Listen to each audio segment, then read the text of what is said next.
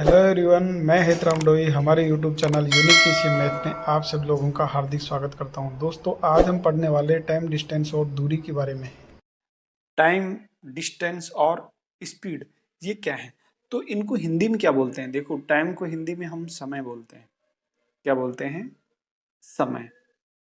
और डिस्टेंस को हम बोलते हैं दूरी। डिस्टेंस को दूरी। और स्पीड को हम बोलते हैं चाल। आज मैं आपको इसमें बहुत ही बेसिक तरीके से दोस्तों समझाने वाला हूं, तो लास्ट तक वीडियो को जरूर देखिएगा, तभी ये आपको समझ में आएगा।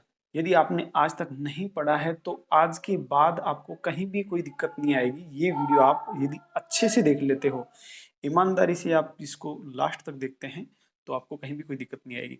दोस्तों, इसमें ये जो तीन टर्म्स दी हैं, समय, दूरी और चाल, इनमें कुछ संबंध होता है। इनमें क्या संबंध होता है? ये ऐसे होता है, देखो, चाल बराबर दूरी बटा समय। ये इनमें क्या है, एक संबंध होता है। ये सूत्र आपको एक याद रखना है। इसी सूत्र से हम और दो सूत्र बना देंगे। जैसे चाल निकालनी हमारे को, तो चाल बराबर दूरी बटा समय हो गया। या फिर हमारे को दूरी निकालनी है, तो दूरी निकालनी है तो हम दूरी को रख लेंगे और समय को चाल के साथ गुणा कर देंगे। दूरी बराबर क्या हो जाएगा? चाल गुणा समय। और यदि हमारे को समय निकालना है, क्या निकालना है? समय निकालना है, तो समय भी हम इससे निकाल सकते हैं। समय बराबर क्या हो जाएगा? दूरी बटा चाल। ये समय का सूत्र। इस प्रकार से इसके तीन सूत्र बन जाते हैं, और ये तीनों सूत्र बहुत ही सरल है। यदि एक सूत्र याद है तो इनसे हम दोनों सूत्र याद कर सकते हैं। तो ये तो था सूत्रों के बारे में। अब हम थोड़ा इस पे चलते हैं आगे, और आगे क्या करते हैं, देखिए दोस्तों, अब हम इसमें देखते हैं कि जो समय होता है वो किस इकाई में होगा, दूरी है वो किस इकाई में, और चाल हो किस इकाई में। तो समय अक्सर इसमें क्या लिया जाता है? घंटा।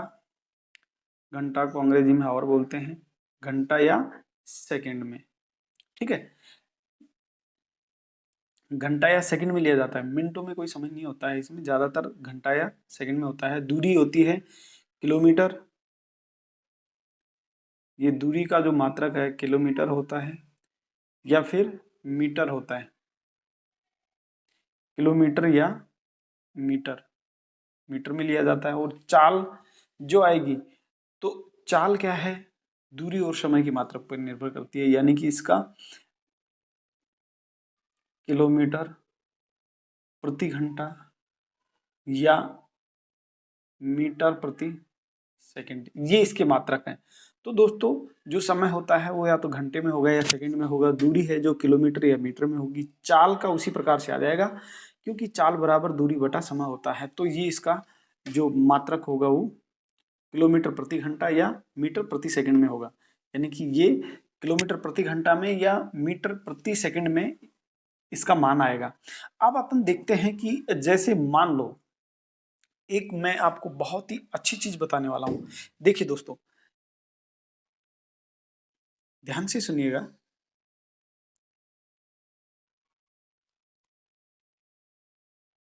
दोस्तों, इस प्रकार से एक टेबल बना लेते हैं, जिसमें एक तरफ हम 5 का पहाड़ा पढ़ते हैं। 5 एकम 5, 5 दुआ 10, 5 तिया 15, 5 चौक 20, पचम 25। ठीक, और नीचे भी जा सकते हैं। इस प्रकार से हम इसमें अनंत तक जा सकते हैं। ऐसे ही इधर 18 का पहाड़ा पढ़ेंगे।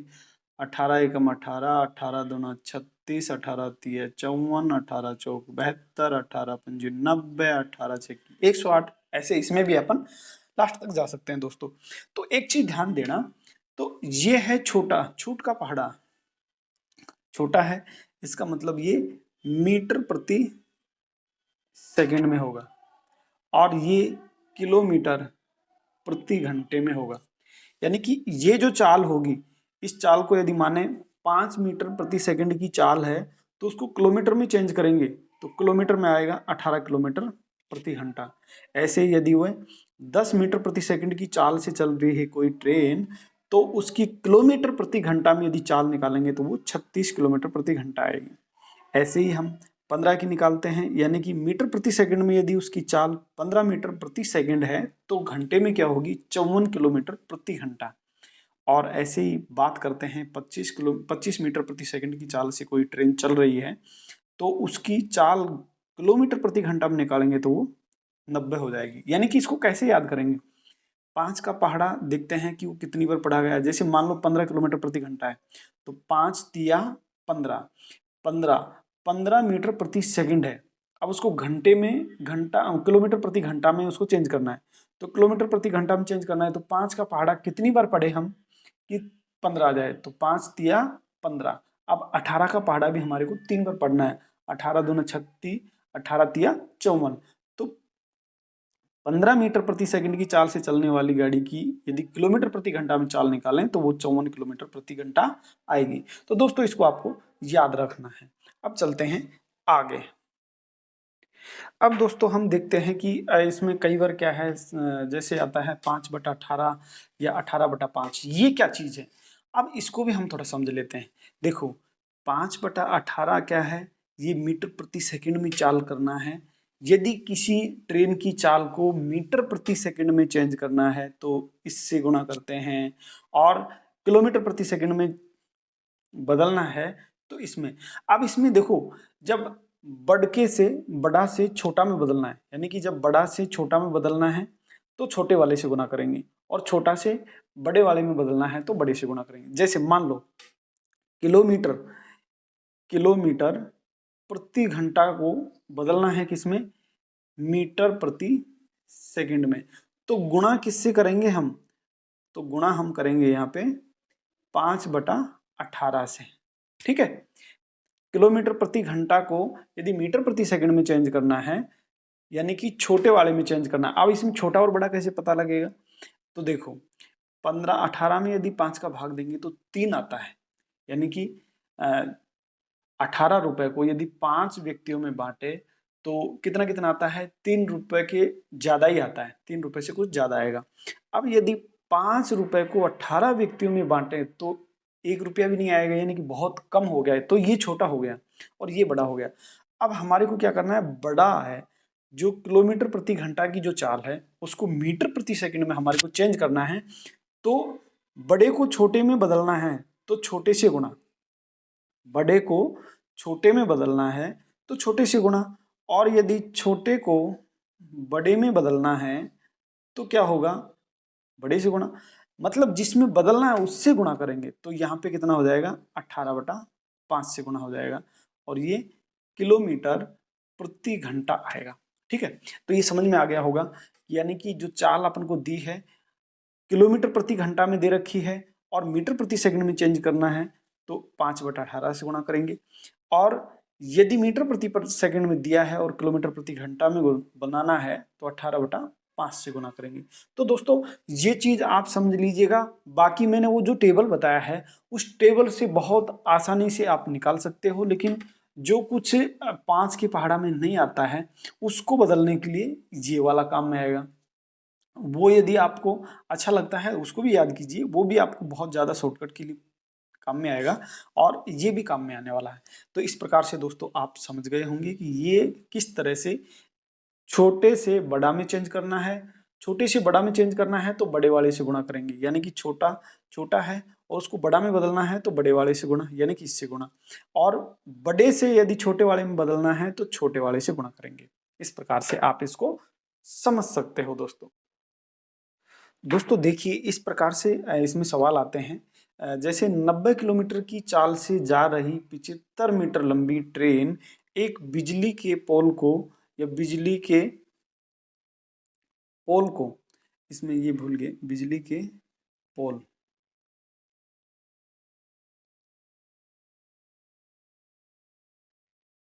बिजली के पोल को कितनी देर में पार करेगी।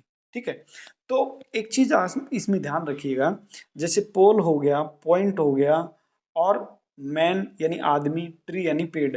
जैसे बिजली का पोल है, कोई बिंदु है, कोई आदमी है, कोई ट्रेन पेड़ है, इनको पार करने के लिए ट्रेन को क्या करना पड़ेगा, क्योंकि ये ट्रेन से छोटी दूरियां हैं और ट्रेन से बहुत छोटी छोटी दूरियां हैं, इसलिए इनको क्या बोल अपन नगण्य मान सकते हैं। क्या मान सकते हैं? नगण्य मान सकते हैं। तो नगण्य मान सकते हैं तो क्या करना पड़ेगा इसमें, ट्रेन को अपनी दूरी को ही तय करना पड़ेगा। मान लो ये कोई पोल है, जैसे आपको मैं एक बहुत अच्छा सीन दिखाता हूँ। जैसे ये पोल है आपका, क्या है, ये पोल है साहब, और ये ट्रेन जा रही है, ये ट्रेन जा रही है, ठीक है।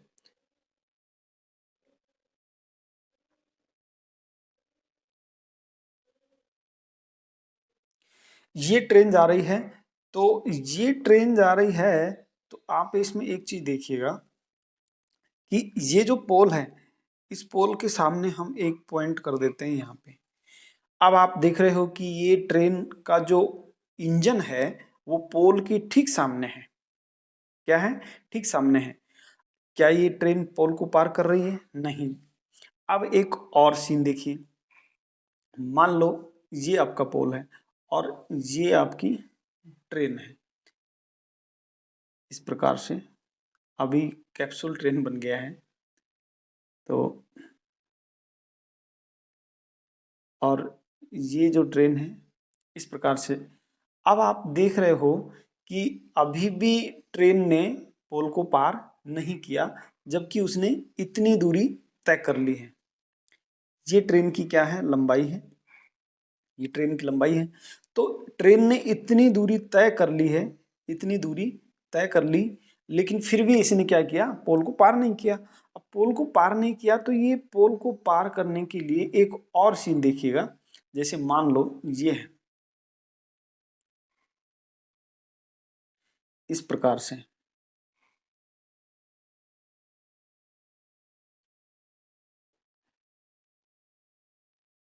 अब आप देख रहे हो कि यहाँ पे ट्रेन ने पोल को पार कर लिया है।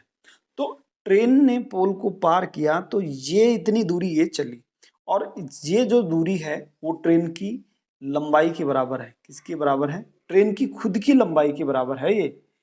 ये जो दूरी है कितनी? ट्रेन की खुद की लंबाई के बराबर है। यानी कि इससे ये चीज पता लगा हमें कि जो ट्रेन होती है वो या पोल है बिजली का, या कोई पॉइंट है, पॉइंट का मतलब बिंदु, इस प्रकार से पॉइंट है, या कोई आदमी है, मैन का मतलब आदमी, या ट्री यानी पेड़। इन चीजों को यदि पार करती है तो उसको खुद की लंबाई की दूरी को तय करना होता है। यानी कि खुद की लंबाई जितनी है उतनी दूरी उसको तय करना पड़ता है, तब वो उसको पार कर जाएगी। ठीक है दोस्तों, मैं आशा करता हूं कि ये आपको समझ में आ गया होगा। तो समझ में आ गया है तो अभी चलते हैं हम सवाल के ऊपर।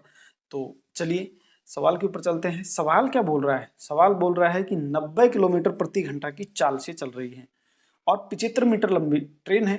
तो 75 मीटर लंबी ट्रेन है, तो यदि वो बिजली के पोल को पार कर रही है तो उसको खुद की लंबाई, यानी कि खुद की जो इतनी लंबाई है उतनी दूरी उसको तय करनी पड़ेगी।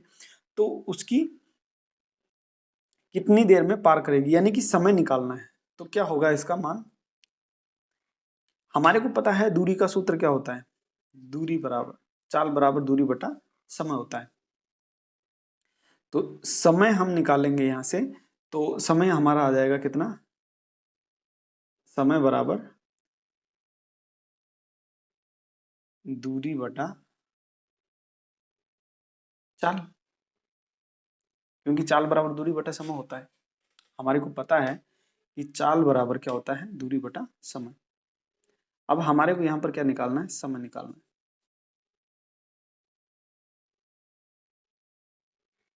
समय निकालना है तो ये चाल का भाग लग जाएगा इसमें। ठीक है, चाल का भाग लग जाएगा। तो अब देखिए इसमें दूरी कितनी दे रखी है? दूरी है 75 मीटर। कितनी है? 75 मीटर। 75 मीटर है। और चाल कितनी है? 90 किलोमीटर प्रति घंटा। 90 किलोमीटर प्रति घंटा। अब एक चीज ध्यान दो कि दोनों की क्या इकाई समान है? जी नहीं, क्योंकि ये मीटर है और ये किलोमीटर है। तो मीटर को या तो किलोमीटर में चेंज करो या फिर किलोमीटर को मीटर में चेंज करो। तो हमारे को जो चाल है वो एक उसमें मिल जाएगी। हम क्या करते हैं, जो किलोमीटर है उसको मीटर में चेंज कर लेते हैं, यानी कि 75 मीटर ऊपर तो ये हो गया। अब किलोमीटर है तो 18 का पहाड़ा हम कितनी बार पढ़ें कि 90 आ जाए, 18 पंजू 90।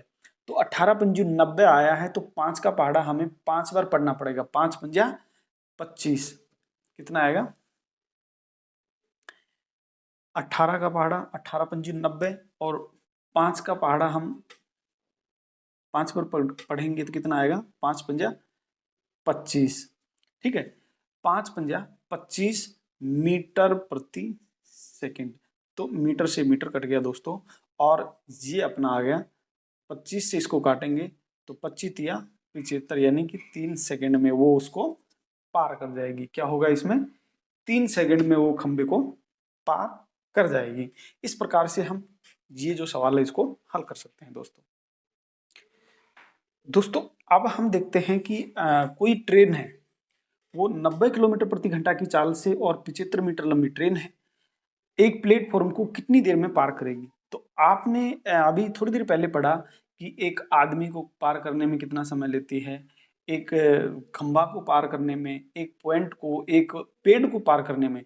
तो ऐसे जो होते हैं, मतलब छोटी जो दूरियां होती हैं, जैसे खंबा हो गया, आदमी हो गया, और पॉइंट हो गया, पेड़ हो गया, ये एक नेग्लिजिबल डिस्टेंस है, यानी कि नगण्य दूरियां हैं। तो इनको पार करने के लिए ट्रेन को क्या करना पड़ता है, अपनी खुद की दूरी को तय करना पड़ता है। लेकिन अब यहाँ पर क्या आ गया, प्लेटफॉर्म की बात आ गई। तो प्लेटफॉर्म ट्रेन से बड़ा भी हो सकता है और ट्रेन से छोटा भी हो सकता है। प्लेटफॉर्म हो गया, ब्रिज मतलब पुल जो है जिसके ऊपर से ट्रेन गुजरती है, वो हो गया सुरंग या गुफा जिसमें से ट्रेन होके गुजरती है। तो गुफा या सुरंग बड़ी हो सकती है, ब्रिज भी बड़ा हो सकता है, ट्रेन से छोटा भी हो सकता है। तो ये जो दूरियां हैं इनको हम नेग्लिजिबल डिस्टेंस नहीं मान सकते, क्योंकि ये इससे बड़ी भी हो सकती हैं और इससे थोड़ी बहुत छोटी भी हो सकती हैं ट्रेन से। तो इनको पार करने के लिए ट्रेन को क्या करना पड़ेगा, देखिए मैं एक सीन दिखाता हूँ बहुत ही प्यारा। आप देखिए, मान लो ये कोई ब्रिज है, ये कोई ब्रिज है, या ये प्लेटफॉर्म है, ये क्या है, प्लेटफॉर्म है, और ट्रेन यहाँ पे खड़ी है। ट्रेन यहाँ पे क्या है, खड़ी हुई है ट्रेन, ये ट्रेन यहाँ पे खड़ी हुई है। ठीक है, और ट्रेन यहाँ पे खड़ी है, तो ये इतना दूरी तक ब्रिज है। तो क्या ये प्लेटफॉर्म को अभी पार कर गई, जी नहीं। अभी प्लेटफॉर्म को पार नहीं की। तो दूसरा सीन देखिए, दूसरा सीन इस प्रकार से होता है, जैसे मान लो ये दूरी प्लेटफॉर्म की है। अब ट्रेन ने क्या किया, इतनी दूरी तय कर ली। अभी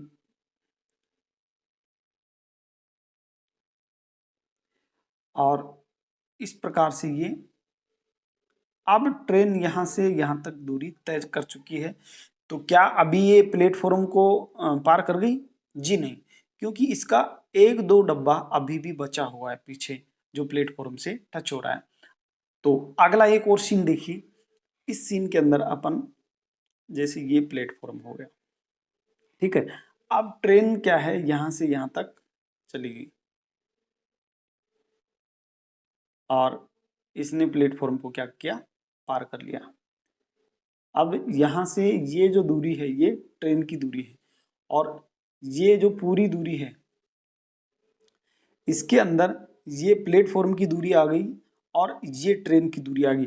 तो आप एक चीज नोट कर रहे होंगे कि ये प्लेटफॉर्म की दूरी और ट्रेन की दूरी दोनों को मिला के जब वो अपनी दूरी तय करती है, तब वो क्या है, प्लेटफॉर्म को पार करती है। ऐसे ये ब्रिज के लिए भी होगा, ऐसे ही सुरंग के लिए यानी गुफा के लिए भी होगा। तो जब ट्रेन प्लेटफॉर्म, ब्रिज या सुरंग को पार करती है, तो उसको अपनी खुद की दूरी प्लस प्लेटफॉर्म या ब्रिज, सुरंग या गुफा, उन दोनों की दूरियों का योग जो है उसको पार करना पड़ता है, तभी जाके वो यहाँ से इसको पार कर पाती हैं। तो चलिए दोस्तों, अभी हम सवाल पे चलते हैं। आशा करता हूँ कि समझ गए होंगे कि इस प्रकार से इसमें जुड़ने वाला है। तो अभी हम इसको सवाल को हल करते हैं। सवाल को हल करेंगे तो देखिए इसमें क्या है, दूरी हमारे को दे रखी है, दूरी ट्रेन की दी है, और चाल हमारे को दे रखी है, तो कितनी देर में पार करेगी, यानी कि समय निकालना है। तो समय बराबर दूरी बटा चाल, दूरी बटा चाल, यही होता है। अब अपन क्या करते हैं, दूरी हमारे को दी है 75 मीटर और 90 किलोमीटर प्रति घंटा, 90 किलोमीटर प्रति घंटा, और ये मीटर प्रति घंटा, मीटर है, इसको चेंज कर लेते हैं 75 मीटर, और इसको चेंज करेंगे तो कितना आएगा, 25 मीटर प्रति सेकंड।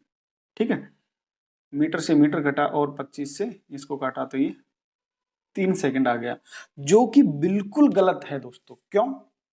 अब आप कह रहे होंगे बिल्कुल सही है, गलत कहां से हो गया। तो दोस्तों एक चीज बता दूं मैं, कि ये जो 75 मीटर दूरी थी ये सिर्फ ट्रेन की थी, जबकि ट्रेन को प्लेटफॉर्म को पार करने के लिए क्या करना पड़ेगा, उस प्लेटफॉर्म की दूरी को भी तय करना पड़ेगा, जबकि यहाँ प्लेटफॉर्म की दूरी दी नहीं थी। जब दूरी नहीं दे रखी है तो हम कैसे बता सकते हैं कि वो कितनी देर में पार करेगी। तो इसको निकालने के लिए हमारे को प्लेटफॉर्म की दूरी भी पता होना चाहिए। तो यहाँ पर इसका जो उत्तर होगा वो क्या होगा, डी आई होगा। क्या होगा, डी आई। डी आई का मतलब डाटा कम है, मतलब अपर्याप्त है, डाटा इन इन इनफिशियंट, यानी कि डाटा जो है इनफिशियंट है हमारा, डाटा क्या है, इनफिशियंट है। इनफिशियंट का मतलब अपर्याप्त है, तो डाटा अपर्याप्त है, इसलिए हम इसका उत्तर नहीं निकाल सकते। तो कई दोस्तों को देखो, कई जो साथी होते हैं वो डाटा डी आई, और जो एक और होता है कि इनमें से कोई नहीं, नन, नन वाले में और इसमें फर्क महसूस नहीं होता है। तो देखो, नन का मतलब तो ये होता है कि जितने उत्तर दिए हैं उनमें से कोई नहीं है, वो होता है नन। लेकिन डीआई वो होता है कि डाटा ही पर्याप्त नहीं है, तो डाटा इनफिशियंट दिया है कि मतलब डाटा अपर्याप्त है इसका, तब ये इसको हल नहीं कर सकते। तो दोस्तों अब चलिए इसको अगले सवाल से देखते हैं। दोस्तों अब एक अगला सवाल हमने देखा है जिसमें डाटा पर्याप्त है। देखो, 90 किलोमीटर की चाल से जा रही 75 मीटर लंबी ट्रेन 80 मीटर के प्लेटफॉर्म को कितनी देर में पार करेगी। तो अब सवाल ठीक हो गया, तो अभी इसको निकाल सकते हैं। कैसे निकालेंगे, देखिए, इसको निकालने के लिए वही तरीका, समय बराबर दूरी बटा चाल, दूरी बटा चाल। तो ये आ जाएगा हमारा, दूरी कितनी है, 75 मीटर प्लस 80 मीटर, और चाल हमारी कितनी है, 90 किलोमीटर प्रति घंटा। इसको चेंज कर लेते हैं, 90 और 75, 8 दूनी 16, 155 हो गया। इसको 100 कितना हो जाएगा, 155 मीटर बटा कितना आएगा, 25।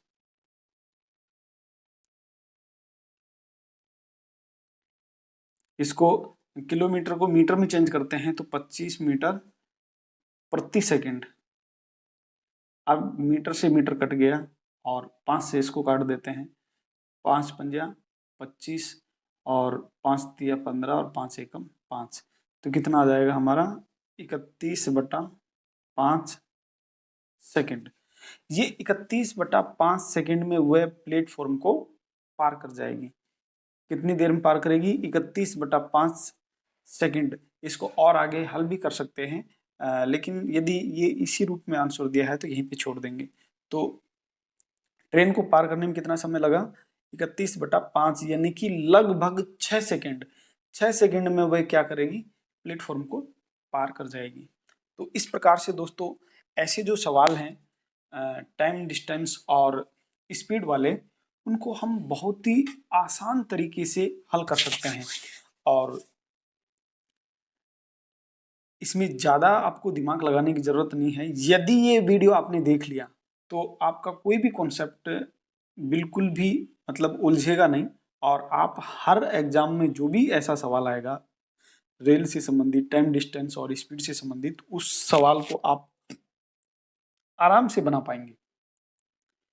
तो यदि वीडियो अच्छा लगा है तो वीडियो को लाइक कीजिए और अपने दोस्तों में इसको ज़्यादा से ज़्यादा शेयर कीजिए।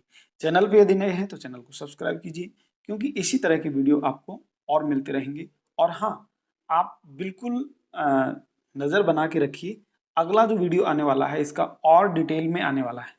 तो ये था बेसिक में कुछ मैंने इसमें समझाने की कोशिश की है, उसके बाद अब बिल्कुल इसका डिटेल रूप में आएगा, तब आपको और अच्छे से समझ में आएगा। तो आज इतना ही, मिलते हैं नेक्स्ट वीडियो में, तब तक के लिए bye bye, have nice day.